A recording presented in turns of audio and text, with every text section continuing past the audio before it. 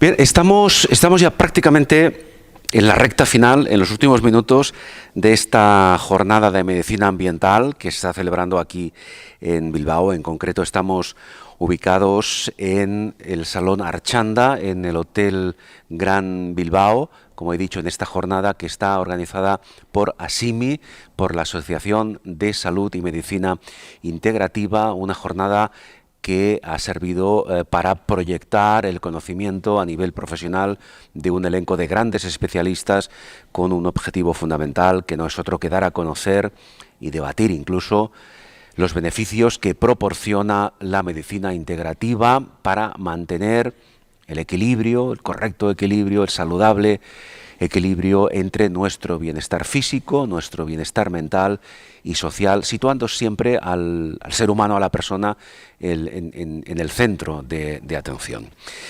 Lo que vamos a hacer ahora es hablar en un instante con el doctor Sergio Mejía. Doctor, encantado. Muchas gracias. Muchísimas gracias. El doctor Sergio Mejía es precisamente uno de los ponentes que ha participado en esta jornada de medicina ambiental y precisamente su ponencia ha versado sobre factores ambientales en la patología cardiovascular. Y si le parece, doctor, vamos a abordar algunos de los aspectos que usted ha desarrollado hace pocos minutos, ¿verdad?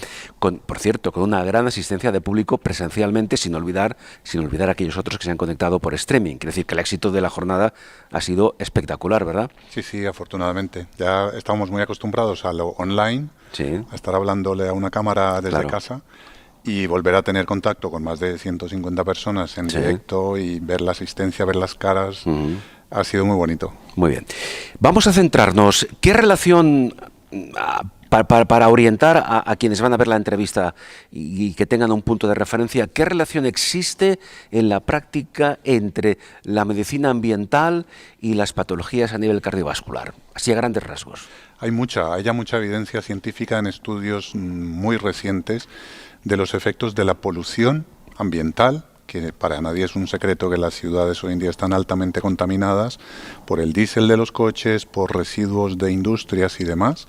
Existe relación entre eso y enfermedades cardiovasculares y diabetes. La ponencia que yo he dado iba más o menos en esa línea, demostrar cómo ya las grandes sociedades médicas de cardiología, de endocrinología, demuestran una relación concreta entre la polución y la diabetes, entre la polución y las enfermedades cardiovasculares, que siguen siendo la primera causa de mortalidad en el mundo actual, por el ictus y por el infarto. O sea que hay que abrir un poco la estrategia de prevención de enfermedades cardiovasculares, que siguen siendo la principal causa de mortalidad, a pesar de un impacto intenso de la prevención basada en fármacos. Es decir, nos enseñan que hay que prevenir la diabetes con fármacos, bajar el colesterol con fármacos, controlar la hipertensión con fármacos, dejar de fumar incluso con fármacos, y eso no está demostrando a nivel epidemiológico un impacto como nos gustaría. Lo que vamos viendo es que hay que modificar el estilo de vida si queremos realmente encontrar la causa que nos lleve a prevenir enfermedades cardiovasculares y que puedan dejar de ser la principal causa de mortalidad y de enfermedad en el mundo actual. Bien, polución ambiental. Cuando escuchamos este concepto, asociamos la polución ambiental, como decía ahora el doctor, con grandes ciudades, sobre todo con el tema del tráfico. Pero la polución ambiental va más allá simplemente de lo que es el tráfico de los coches, ¿no? Va mucho más allá y muchas veces tienes más el enemigo en casa que fuera. Hoy en día compras un mueble que viene protegido con unos barnices determinados, con unos retardantes de llama determinadas, lo metes en tu cuarto y estás respirando todas las noches esos contaminantes, y eso también debería ser considerado polución ambiental. Luego, la cantidad de colorantes y conservantes artificiales que hay en nuestra alimentación de cada día también debería ser considerado un factor ambiental. El colorante del que yo hablo tanto, colorante E171, un color blanquísimo, que es el dióxido de titanio, es altamente tóxico. El E173 es óxido de aluminio. O sea que no siempre los metales pesados nos vienen de fuera. Pero perdón, doctor, son colorantes que están autorizados. Ya, claro, igual que fumar no está penalizado. tiene una regulación, se persigue el contrabando de tabaco, se sacan aranceles del tabaco, es decir, que el hecho de que algo sea legal no significa que sea sano. Exactamente, ahí está la disyuntiva. Ahí está. La legalidad no significa que ese producto ya por ser legal sea saludable. Claro, entonces, digámoslo así, permítame la expresión, estamos rodeados por elementos contaminantes, ¿no? ¿Podemos protegernos de alguna forma, o cuando menos, si no protegernos, eliminar o disminuir las posibles consecuencias negativas que esos elementos contaminantes tienen en nuestra salud? Sí, hablamos mucho en medicina ambiental del barril, el concepto de carga tóxica total, eso es importante. Pero cuando te das cuenta de la capacidad natural que tiene el cuerpo, si le dejas, hay mucha facilidad para desintoxicarse. El ayuno, por ejemplo, en sí, la forma de alimentación, acudir a los periodos de ayuno, hace ya que el cuerpo esté más atento y que pueda dedicar energía a otras cosas. Si tienes pues, un metal pesado metido en un hueso, como es el plomo, si el hígado está constantemente desintoxicando el desayuno, la media mañana, la comida, la merienda, la cena y la recena, dice, ese plomo del hueso no va a salir en la vida. En cambio, si haces ayuno intermitente y con 2 buenas comidas al día vas bien, hay 16 horas en las que el hígado puede empezar a hacer trabajar y dedicarse a otras funciones. Y luego hay mecanismos, yo he hablado en la charla de las arcillas volcánicas que se conocen desde hace mucho tiempo en la medicina china por milenios, son grandes detoxificadoras. La bentonita, la zeolita, el kaolín ayudan a que todas estas sustancias tóxicas sean eliminadas del cuerpo. Es decir, tenemos un amplio abanico de sustancias, digámoslo así, que son desintoxicantes a nuestro alcance. El problema, digámoslo así, está en que la mayoría de nosotros, excepto los profesionales, desconocemos que existen y desconocemos cómo utilizarlas. Sí. En muchos casos es así. Claro, eso forma parte de la naturopatía. Claro. La naturopatía aporta el conocimiento de todos los remedios naturales. Eso, claro, ha habido un conflicto entre lo que es farmacología, muy de moda, versus naturopatía, que incluso se ha llegado a rotular de pseudocientífico, que nos enseñan las facultades de medicina de forma rutinaria. Entonces, si somos capaces de reconectar con conocimientos ancestrales como medicina tradicional china y Ayurveda, encontraremos que la naturaleza tiene todas las herramientas que podemos disponer para tener una vida sana y todos los remedios para desintoxicarnos. Claro, el abanico, digamos, de sustancias con ese potencial desintoxicante es amplísimo, es decir, está en la propia naturaleza, como acaba de decir el doctor. ¿Cómo se puede llegar o de qué manera se intenta llegar a un conocimiento más o menos exhaustivo del potencial de esas sustancias desintoxicantes para luego aplicarlas dentro de la medicina integrativa? ¿Esto cómo se consigue? Estudiando, abriendo la mente. Los que hemos sido formados en el paradigma convencional médico, pues adolecemos de este conocimiento de raíz. Los que han llevado esta llama del conocimiento son llamados terapeutas, hoy en día, por lo menos en España. Y eso incluye pues formarse en fitoterapia, en las plantas, en el conocimiento de la suplementación. Hay grandes quelantes como el cilantro, la clorela, que es un alga. En el mundo de lo ortomolecular y de la suplementación encontramos mucho de esto. Luego de la química no farmacológica, sino de la química del suplemento, tenemos elementos como la lactoferrina, la N-acetilcisteína. Todo este conocimiento no viene dado en las facultades de medicina y por eso un médico que ha hecho 6 años de carrera, 5 años de MIR, es muy especializado, tiene grandes tecnologías para ofrecer, todas ellas muy buenas, pero luego a la hora de hablarle de naturopatía dice, oiga, ¿y si yo eso no lo he estudiado? Incluso hay una corriente que dice que eso es pseudocientífico porque no viene en las revistas. Eso no debe ser válido.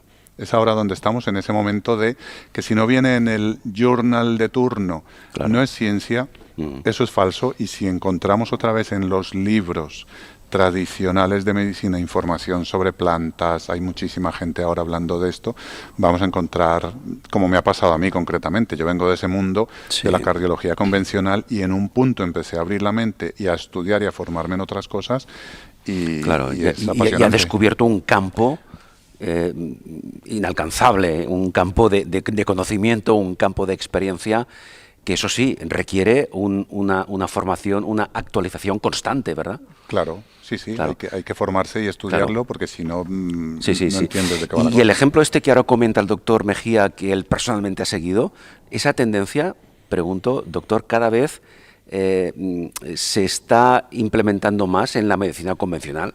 Sí, ¿Existe esa percepción? yo creo que sí. Además viene de temas personales. Es decir, el médico, cuando un familiar o él mismo ha tenido contacto con eso que se llaman terapias complementarias y tiene buen resultado, es cuando encuentra, digamos, el disparador que levanta interés. Oye, ¿y esto por qué no me lo habían dicho? La ozonoterapia, eso en la facultad nadie me lo había dicho. ¿Y esto de qué va? Y te formas y Sí, vaya, es un camino sin retorno. Una vez que ya te metes por ahí, dices, claro. sube al conocimiento, sube a mi arsenal terapéutico y ya no se va. ¿Y existe o puede existir un punto un nexo de unión en el sentido de que la medicina convencional, la que conocemos todos, y la medicina integrativa puedan ser, o de hecho en la práctica sean complementarias? Sí, lo que pasa es que el término ya medicina integrativa es ese punto de unión, Claro, porque venimos del término alternativa. Antes era exactamente. medicina Sí, convencional, medicinas que alternativas. cada vez está más en desuso ese concepto. Ya no se usa, Ya porque no ya se no nos usa, interesa. claro. Entonces, si nos encontramos en el medio va a ser la integrativa, que es lo que hago yo. Exactamente. Cuando alguien necesita un marcapaso, yo le mando a que le pongan un marcapaso. Mm. Pero cuando alguien quiero tratarle con plantas, le trato plantas. Esa es la Claro, forma es cierto. perfecta El de concepto ya integrar. es integrador. Integrar. Integrador, Lo bueno de cada corriente. claro. Eh, Metales tóxicos. Antes apuntábamos alguna cosa al respecto, pero ¿cuáles son, dentro entiendo que existirá un abanico importante de ese tipo de metales, aquellos metales con los que convivimos habitualmente? ¿Cuáles son y qué consecuencias pueden tener en nuestra salud? Hay metales que siempre son tóxicos, Ajá. como el mercurio, como el plomo, Sí. como el cadmio, y hay otros que siendo en alguna forma necesarios, como el hierro y el cobre, Ujú. pueden presentarse en formas no biológicas que los hagan tóxicos. Se usa mucho el término metales pesados, pero bioquímicamente no todos son metales pesados. El aluminio y el arsénico, Sí. por ejemplo, no son metales pesados desde el punto de vista químico de la tabla de los elementos. Esos que estoy mencionando son los que más maneja la medicina ambiental a día de hoy, entre otras cosas porque están presentes en el tabaco, plomo, cadmio, arsénico, mercurio, Ajá. en los pesticidas, en los residuos industriales, el cadmio en las Sí. baterías. Es lamentable cómo no hemos conseguido hacer un desecho apropiado de las baterías y entonces el agua está muy contaminada por cadmio, que es un Claro. metal muy tóxico desde el punto de vista Todo es una cardiovascular. cadena, por lo que veo, ¿eh? Es una cadena de despropósitos en una raza humana que no seamos peyorativos, pero que hace lo que puede, ¿no? Que tiene que avanzar tecnológicamente y que cada avance tecnológico le cuesta un montón de vidas. Y eso ha sido la historia de la humanidad. La buena noticia es que no hay que renunciar a esos avances, sino que hay que profundizar en el conocimiento de la fisiología. Y un apunte que me gustaría hacer es ampliar, salir del paradigma bioquímico de la célula con su receptor y su fármaco y entrar en el paradigma biofísico, porque en la biofísica vamos a encontrar soluciones muy importantes. No es casualidad que hasta el siglo XVII-XVIII los médicos estudiaran alquimia. Ujú. Eso desapareció. Claro. Ahora se habla de química, física, Newton y Lavoisier, pero ya no se habla de alquimia y otras corrientes. Cuando vayamos recuperando eso, hay ahora grandes espagiristas dando clases, seremos capaces de trabajar la materia de una Sí. manera que no seamos tan esclavos de cosas como los Lo metales. lo que ocurre, doctor Mejía, que algunas personas, digamos más con espíritu crítico, entre comillas, pueden decir o pueden pensar que, como concepto amplio me refiero, que la medicina integrativa es poco resolutiva o que si lo es, se prolonga mucho más ese proceso en el tiempo que, por ejemplo, si tomamos un fármaco determinado y que ese fármaco tiene un potencial de resolución mucho más rápido y a veces incluso efectivo. ¿Usted qué diría? Sí, que tienen razón. La medicina integrativa tiene como protagonista al paciente. Hay que tener la paciencia de no quitar todos los síntomas y poder encontrar la causa. Hoy en día con un dolor de cabeza, ¿qué se hace? Pues un escáner, una resonancia magnética y a quitar el dolor de cabeza si no hay causa una vez descartado el cáncer. Ya está. Tener un diagnóstico profundo lleva más tiempo, lleva a que el paciente se involucre, cambie de dieta, deje de fumar, deje de beber alcohol, deje de intoxicarse. Puede ser mucho más demandante la medicina integrativa, sí, pero al final cada uno elige qué hacer, porque a largo plazo el fármaco que te adormece un síntoma hoy, en 5 años te puede tener otra vez al inicio de la carrera con condiciones mucho peores. Claro, dentro del contexto de la ponencia que el doctor Sergio Mejía ha abordado, vuelvo a repetir, factores ambientales en patología cardiovascular, dentro del abanico de diferentes patologías cardiovascular, ¿cuál de ellas o cuáles de ellas son las que se ven más afectadas por esa potencial polución ambiental?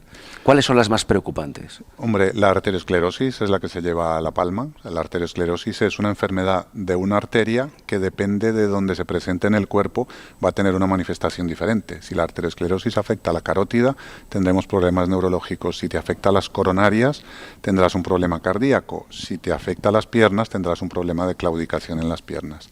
Entonces, la arteriosclerosis, aunque se rotula de problema cardiovascular, realmente es una enfermedad sistémica. Y es la que más, por esa vía, se ve afectada por metales como el cadmio y el plomo. Sí. Y por otra vía, estos metales bloquean sustancias que son muy importantes, como el selenio y el zinc, para una adecuada función cardíaca, y podrían también acabar desarrollando insuficiencia cardíaca por la vía de los déficits que se generan cuando hay una sobrecarga de metales pesados. Bien. A través de la alimentación, ¿se ha constatado algún riesgo para nuestra salud derivado precisamente de la contaminación ambiental? Sí, eso, vaya, Hipócrates, frase hipocrática por excelencia, que tu alimento sea tu medicina y que tu medicina sea tu alimento. Hoy en día, con esta locura de lo industrial, de que los cereales todos llevan glifosato ya desde donde están siendo cultivados, luego que para que un alimento determinado pueda estar en una estantería 6 meses para que se pueda exportar y vender, comercializar, pues llevan un montón de sustancias químicas que la mayoría son tóxicas, no son benignas para la biología. Colorantes, conservantes, acidulantes y un montón de antes. Claro. Además del plástico, sí, que como se usa como envasador de rutina, nos vamos dando cuenta de la toxicidad que puede presentar esas nanopartículas de plástico y los derivados cuando pasan al alimento y nosotros lo consumimos. Claro, por tanto el riesgo es evidente y potencial para nuestra salud. Sí. Es una llamada, estamos asistiendo a una llamada de atención de, oiga, hay que ir de vuelta a la naturaleza lo menos manipulada posible. Se sabe que el plástico, los bisfenoles y los ftalatos desencadenan diabetes, son grandes disruptores del sistema endocrino. Y cuando a una persona ya le han diagnosticado la diabetes, ya se considera que tiene un problema cardiovascular. Entonces esto es bueno que lo vayamos fomentando, o sea, el agua embotellada en plástico, el aceite de oliva embotellado en plástico, todas estas cosas están siendo tóxicas. Como principio puede que sean cuestionadas, pero mucho me temo que el cambio conceptual va a ser largo de conseguir, ¿eh? No podemos evitar de un día para otro, y mucho menos que el plástico desaparezca, lamentablemente, de nuestras vidas. Ha hecho usted referencia al tema de la diabetes. Dos cuestiones. ¿La diabetes como tal puede considerarse una patología cardiovascular? Sí, sin duda. Yo he asistido a ese cambio de cuando la diabetes era un factor de riesgo de enfermedad cardiovascular a cuando empezaron a salir artículos que decían la diabetes ya en sí es una enfermedad cardiovascular. Bien. Por eso hay tanto riesgo de arteriosclerosis. Claro. Y dicho esto, y ligando el tema con el plástico, ¿qué relación existe o puede existir entre la diabetes y el plástico? El bisfenol A y los ftalatos, que son los derivados de los plásticos, fomentan el riesgo de diabetes y de obesidad. Hay estudios en niños, en adultos, en revistas de pediatría, que demuestran cómo niños ya desde el biberón están recibiendo plástico. Claro. Entonces se generan corrientes de, por favor, hacer biberones libres de bisfenol A, o sea que eso genera corrientes, pero que no llegan a ser suficientes. Por esa línea podemos concluir que el consumo de cosas envasadas en plástico pueden acabar desarrollando a través de la diabetes una enfermedad cardiovascular y debería ser considerado un factor de riesgo. Bien, como pueden observar, los temas, cada uno de ellos daría para algunas horas de conversación. No podemos hacerlo, lamentablemente, pero sí que me gustaría, antes de concluir, doctor, porque esto lo hablábamos antes usted y yo, lo comentábamos, un comentario, una reflexión sobre el tema de las dietas paleo, ya que hablábamos de alimentación, el tema de las dietas paleo y el tema del colesterol, esa llamada, entre comillas, colesterolmanía que ha existido y que existe, y que no sé hasta qué punto la lectura que hace usted, doctor, difiere un poco o mucho, no lo sé, de la percepción que tenemos, digamos, los que no somos expertos en el tema. Por ejemplo, ¿qué podemos comentar de las dietas paleo? La dieta paleo a mí me gusta mucho recomendarla porque es una forma de recuperar la naturaleza como fuente primaria de nutrientes y salir de esta locura industrial de la que estamos hablando. Sí. No tanto por lo que se habla de que si es carnívora, de macronutrientes Sí. y tal, sino la naturaleza como fuente primaria de alimentos en una forma no manipulada. Y eso es la dieta del paleolítico.